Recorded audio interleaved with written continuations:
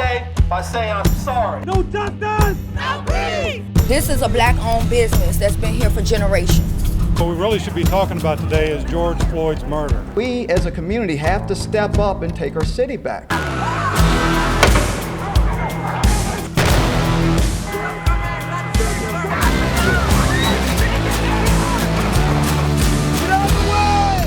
Protest all you want. Demonstrate all you want. The minute you start damaging, the minute you start looting, I'm sorry, you're arrested and you're gonna go to jail. If you know the history of America, you know that how this nation was formed was in riot and protest. You ever hear of the Boston Tea Party? What was so remarkable with the George Floyd protest was how quickly it turned when it came to the monuments on Monument Avenue. Heck yeah. Heck yes, that's progress. This generation say, hey, if you're not going to take them down, we're going to take them down. What I like about the young people today is that they're saying, we're not going to take this. People in the streets are arguing against systemic racism. That has never been done before. Do you know how many times I've called 911? Assault with a weapon and robbery. No police were allowed to come. The only explanation can be that the police have been instructed not to enforce the law. Mayor Stoney exhibited a total lack of leadership. I think a total lack of courage. You could see that when he confronted the crowds. He was scared.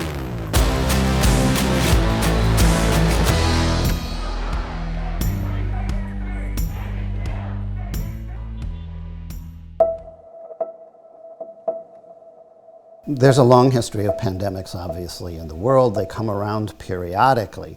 What is interesting is that there is also a history of, after quarantine, a history of protest and often rioting.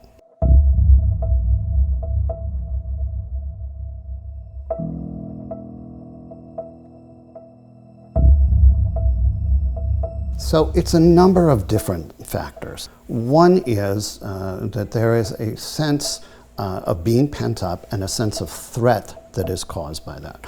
And when that happens, that affects a structure in our brain called the amygdala. We actually have two of them, one on each side. And that's our threat response system. And we respond with fight, flight, or freeze. So we don't sleep as well, we get irritable, we're on edge, and then you add to that the quarantine. So when we're quarantined, there's nowhere to go. The pressure begins to build. Our usual pressure release for many of us is going out and doing something. We don't have that. The other pressure release that most of us have is we have friends and a support system. We can hug people, we can talk to people. We don't have that either. So the containment of it causes a buildup. And all of this serves as tinder. It's tinder for a fire.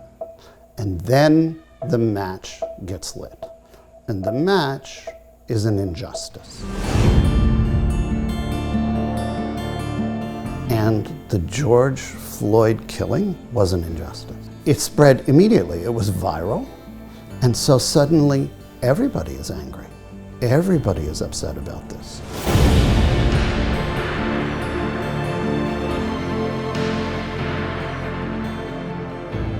People were already frustrated in that they, couldn't go about, they couldn't move, they were not being mobile. All these folks are at home watching TV and they look at it while this officer has put his knee on the neck of Mr. Floyd for well over 8 minutes, almost 9 minutes. And he cried for his mother.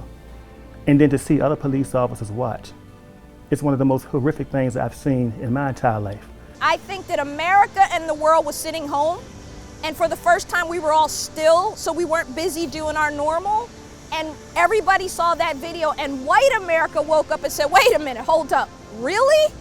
This is what y'all are dealing with? I can't tell you the white friends, my pastor, others who said to me, I had no idea, I guess I was sleepwalking. But when that happened, that awakened the consciousness of everybody to come out, and that really made a difference because people came together. If it's just black folks like me talking, people probably aren't gonna listen because it's not their experience. And that motivated someone sitting in their suburban Henrico home to say, I'm gonna go into the city tonight and march down Monument Avenue because it wasn't right. I think that's what made the George Floyd protests so unique, was that more Americans were at home watching television because they weren't out at Little League with their kids, or they weren't going to a baseball game. All these people who are white are able to sit there and see this and have all of this emotion built up in them, and then guess what? Suddenly there's this potential outlet around a sense of injustice, around a common enemy. Because, I mean, we've had lots of deaths of black people who have been killed by police. This one's different. It's the only one that had a quarantine. And the effect that that had, it was just like throwing a match into a room with gunpowder. I mean, it just exploded from there.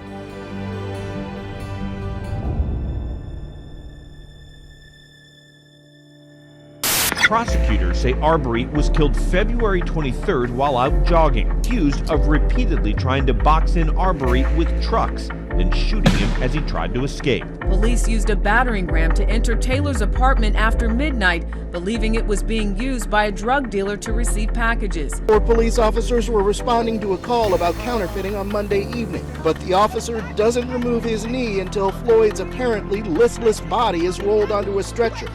He was pronounced dead later at a hospital.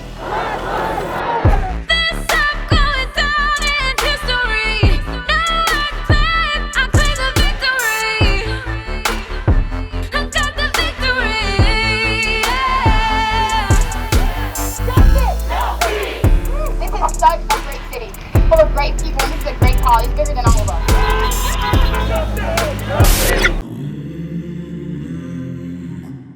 My people are hurt. Our people are hurt. The United States of America is hurt.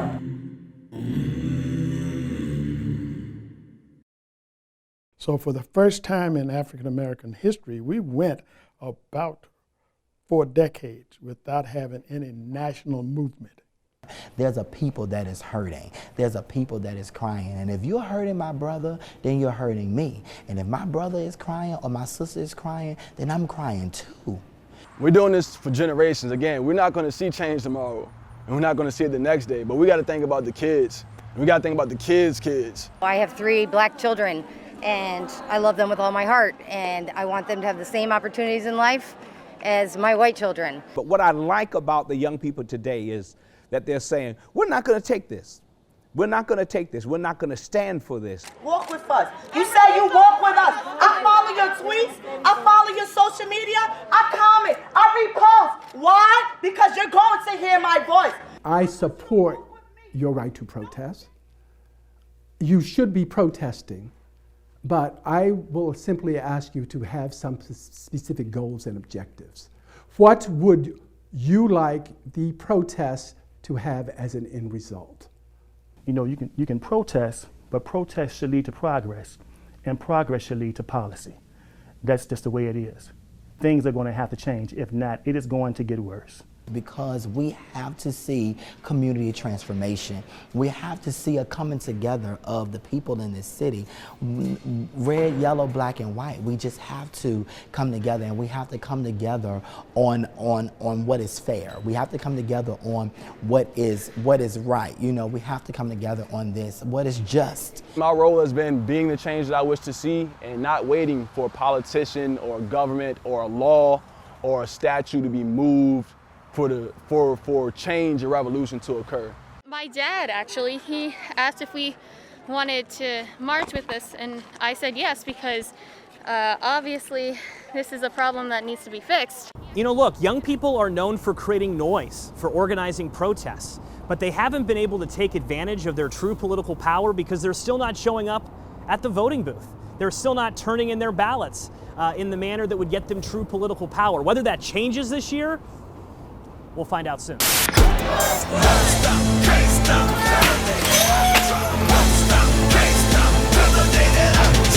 What I saw in those images is not the city that I know. But also, I take a step back and recognize that there's a lot of built up pain in there, right? But that's not the way to treat your city, right? like I said, 2 wrongs don't make a right. My heart breaks for Richmond, and it breaks for the entire country, because this is a story that's gone on forever, unfortunately. You got a right to, protest whatever you want. You don't have the right to put your hands on other people's belongings. This was full of watches. We got your back. At this point, these bad actors are hijacking the cause. After 2 nights of destruction in Richmond, the National Guard on standby and the governor has once again declared a state of emergency. Rounding the corner onto Broad Street by City Hall, the crowd had doubled in size and police were streaming in behind them. That's when police started using the megaphone and telling them they were out past curfew and needed to go home. We've just spotted this. It looks like there is what appears to be a car on fire. Definitely you've been smelling a lot of tear gas in the air no matter where you are downtown. The police chief, William Smith, says that 233 people were arrested last night. That was the first night of the 8 p.m. curfew. We made no arrests whatsoever for curfew unless you were involved in violence and destruction of our city. Drone video shows police throwing a tear gas canister into the crowd.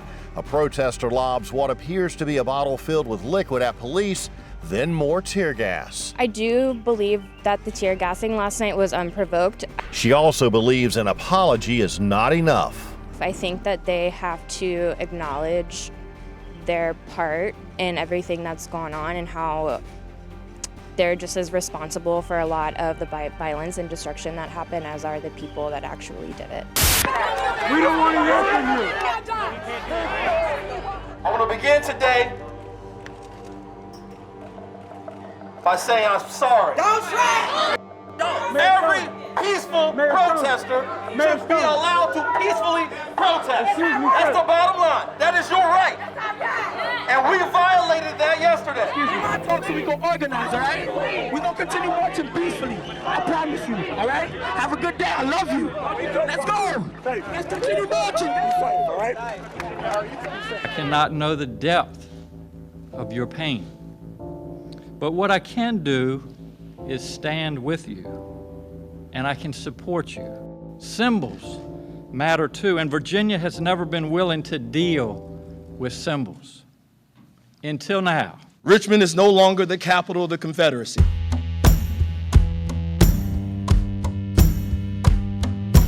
I haven't been gone from Richmond that long, but in 2012, if you said you wanted to take down the monuments on Monument Avenue, you would be kicked out of office. What the George Floyd protests were able to do with the monuments on Monument Avenue is really quite remarkable. Within a matter of days, really, you had the governor, the mayor taking action to remove these symbols that some believe are symbols of hate from the most iconic street in the capital of Virginia.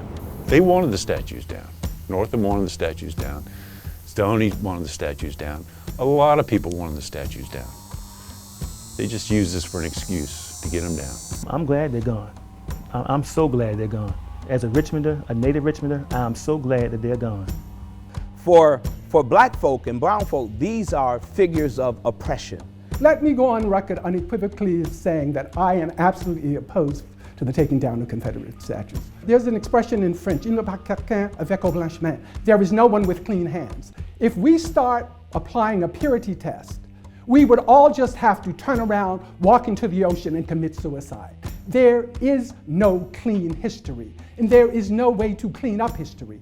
Those statues were built at a certain time in a certain place for a certain reason. A great nation does not run from her history, and I want people to see, I want people to know that this was in fact who we were, that this was a big part of our history.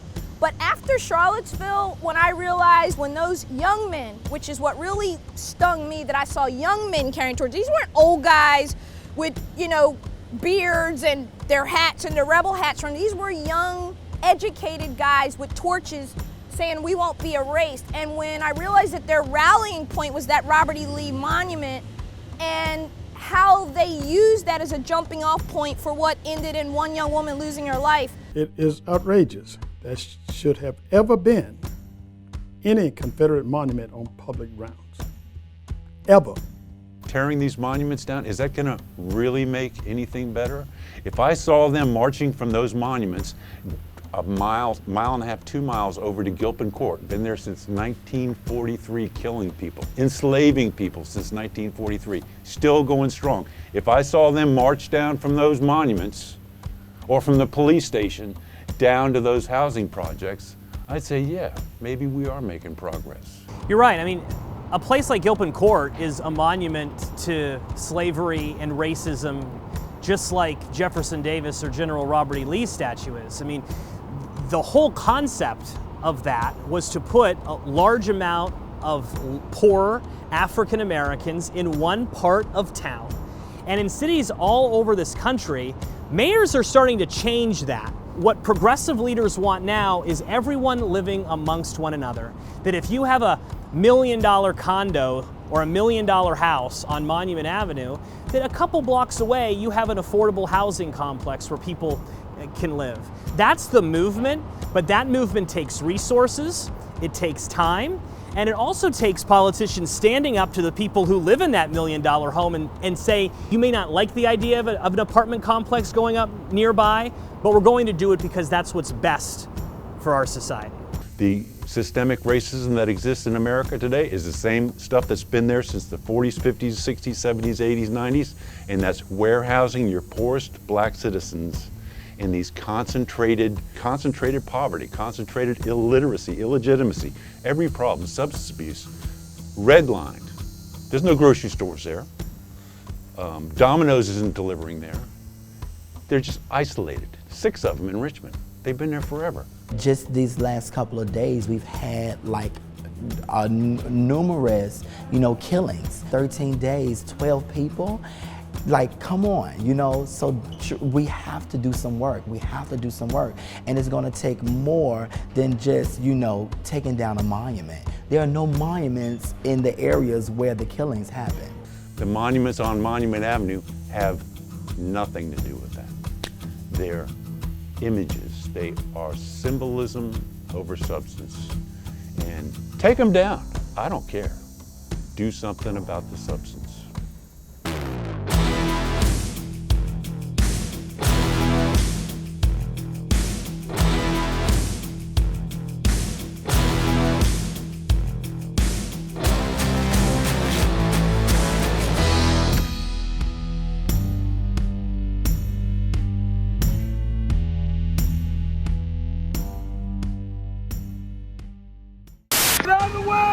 Richmond police say officers were trapped by protesters at Lee Monument, referencing videos circulating on social media of protesters with bicycles and on foot blocking the intersection and throwing objects at the SUV. Stoney saying that he asked Chief William Smith to resign this morning and that Smith did tender his resignation. Smith was on the job as the chief of Richmond Police for less than a year. Faith and community leaders expressed concern Wednesday in reaction to a group of protesters entering the apartment building where Richmond Mayor LeVar Stoney lives on Tuesday night. A police spokesperson introduced Interim Chief William Jody Blackwell, a 22-year veteran of RPD. I am proud to work alongside the men and women of the Richmond Police Department, both sworn and civilian. We as a community have to step up and take our city back because too many sit in silence.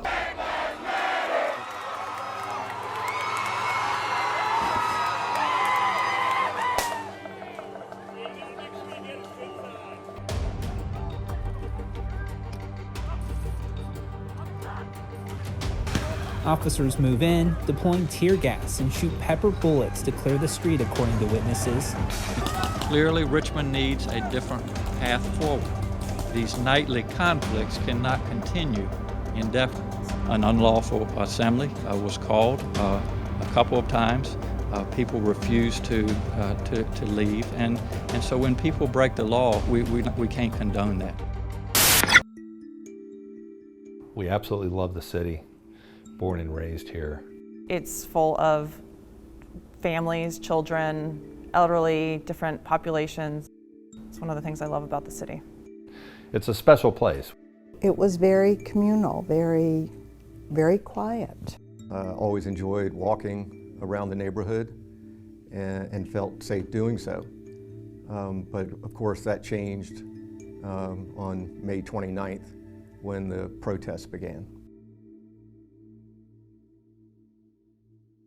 The protests primarily stayed that night downtown around the police station. Police vehicle on fire in front of headquarters. Command, I just want to let you know that as something's clear up, they should stay off of Broad. There are reports of shots fired and several subjects with guns walking up and down Broad Street. That was the first night that my wife and I ever felt the need to sleep with a loaded gun beside our bed. Then the second night of the protest is when the activity moved all the way down Monument Avenue to Arthur Ashe Boulevard. And we saw many students, and they would assemble usually more south and then come up the median to convene at the Lee Monument. But it was a tenor of excitement and movement and some anger, justified. I'm out here for the younger generations. Martin Luther King Jr. got to this point for me just so I can speak.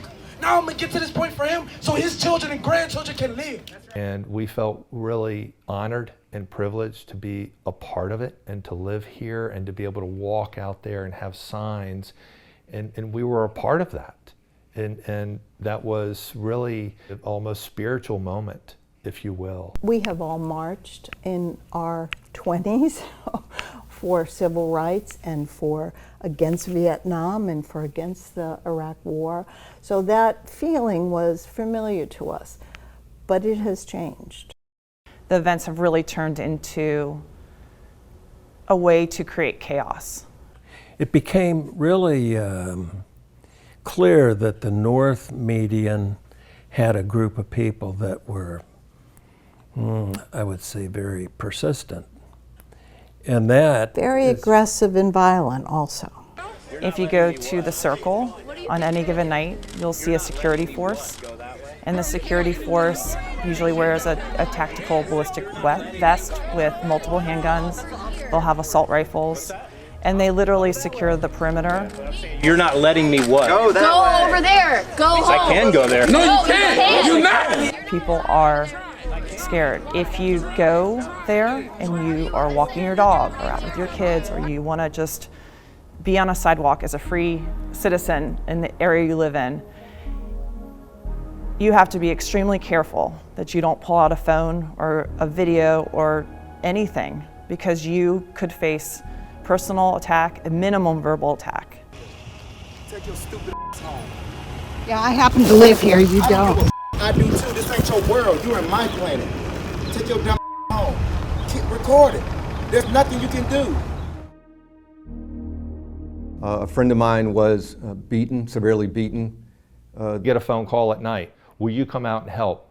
Someone's being attacked on the street at gunpoint. You also have a lot of different groups, and not all of the groups get along. And on multiple nights, there are fights between the organizations. There was one just a couple nights ago where there was an extremely aggressive situation between two groups. And then later that night, shots were fired out of a vehicle. This is where people live. This is a neighborhood. Families had children hiding in the back of the house and laying on the ground, the floor, as these groups came through. It's very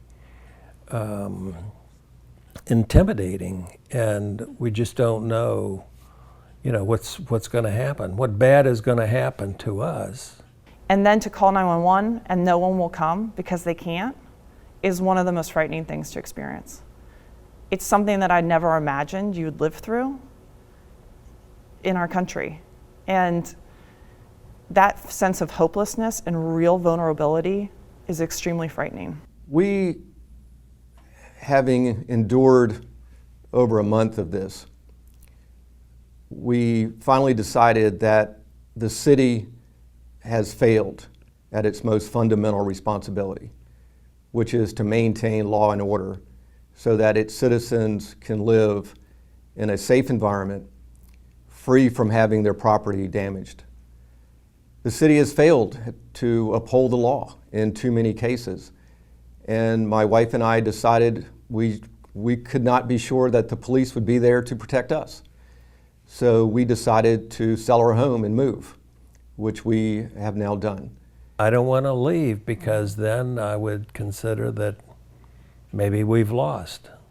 Well, and I never thought of it as a war. I really never thought of it as a war. It's like, you've brought the anger and the conflict to me. I felt in the early days, let's have a discussion about this, but that has changed. Going to a man's house in an act of intimidation is not cool, in my opinion. We meet force with force. We will meet force with force. For someone to invade on the space where someone lives, it just takes all of this to another level. There's a constant deflection about who's actually responsible for this. You're my employee, Stoney, Northam. You are my employee. I pay your salary. You owe me and my neighbors and the residents of the city an answer, an explanation of where you have been and what you're planning to do. Who dropped the ball on this, and what really needs to be said to that person? Mayor Stoney for the city and Governor Northam. While I take issue with the way the mayor has handled the situation, I also take issue with the way the governor has handled the situation. We need to remember that the state controls Lee Circle. And on a number of occasions, I witnessed the Capitol Police just stand by while property was damaged in and around Lee Circle. Our role has been pretty much constant throughout. You go out there and you will smell feces, you will smell urine. You see rotten couches and other furniture strewn about. We get noise complaints. We get, a lot of different complaints at a lot of different hours. It's very frustrating.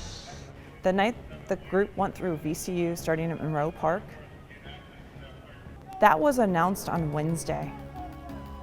On Wednesday, the entire administration and RPD knew the time, place, and what their intentions were. And they showed up at that time, that place, and did exactly what they said they were going to do. How could that happen? How could Mayor Stoney let that happen? What we have seen in this situation is leaders being tested. Absolutely, all over the country. Last night was not about a cause. That was about violence. That was about paralysis. People want to paralyze the city of Richmond. Unacceptable. I think what the mayor is doing, I think that he's doing whatever he possibly can. Something like this has never happened in the country like this. I think he's doing what he can do. We're in a mess. We are in a mess, and grown-ups have to step forward. The mayor can't be like Stoney is. You just can't be like that. You got to be a grown-up. You say, we're gonna follow the law, protest, get your permit, take care of your business.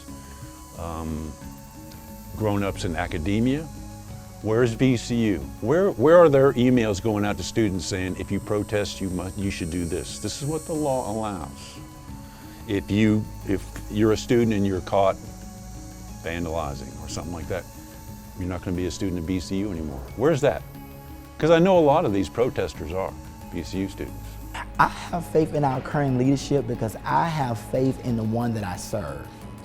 And I believe that the one that I serve is able to arrest and change and shift anything, even if that means shifting current leadership out of place.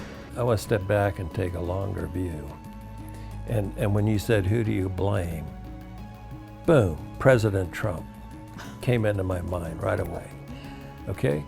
So he has been very vocal in some of his beliefs, and he dog whistles over the past 3.5 years that really have energized a certain part, so that you have this really a division in our country.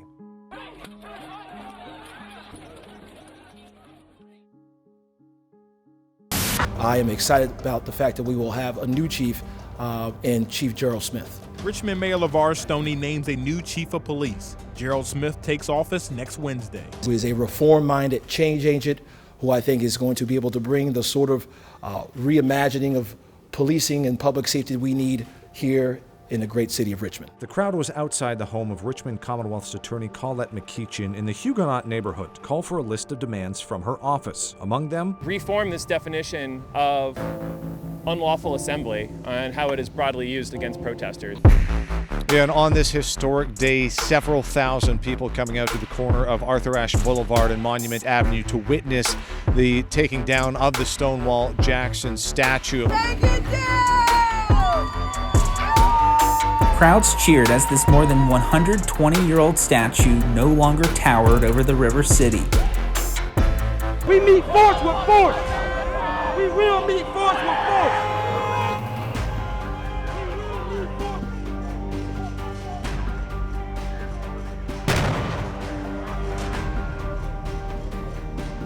Three fires were set, windows were smashed. He says officers arrested more than a dozen people who were illegally in Monroe Park after dusk Sunday night. All y'all are helping us right now by us being able to be here. People sleeping on lawns. Police say some stealing juice for their smartphones. Robberies, assaults, then this.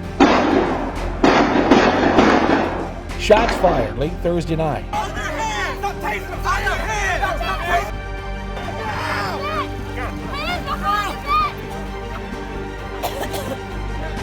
I'm not touching you.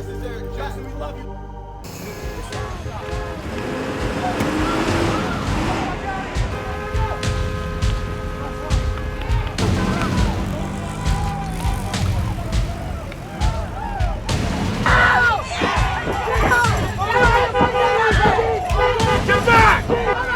Let's go!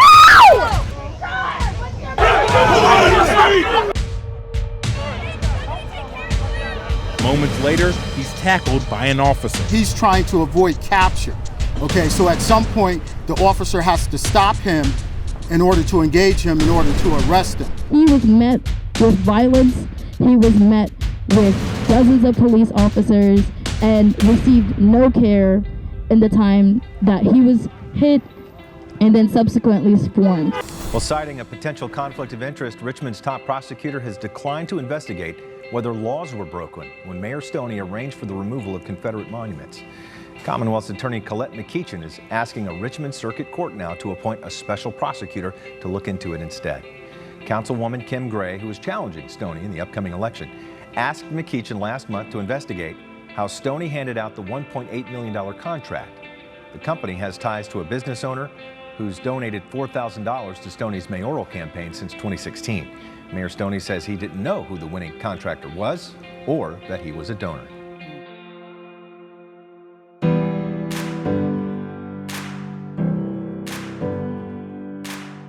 My whole life I've traveled all over this country. We're a great, great people. We have broad shoulders. We'll get over this. When I look at the protests and I see more white folk than black folk marching, then that lets me know that there's been an awakening of the conscience here in America and here in the city of Richmond. I hope that more and more people have the hard conversation and say, walking in the street is wonderful. What would it take to solve this problem? You don't have all the answers, and I don't have all the answers, but we can get to a common ground together. I often say if I could sit down with Jefferson and Madison and Lincoln and have a drink with them, they would be stunned that it worked. A more perfect union is always being formed every day. So I'm very optimistic about where we end up, very. It may not be today, but I'm crazy enough to believe that it might just be tomorrow. I'm open and I'm hopeful. I believe.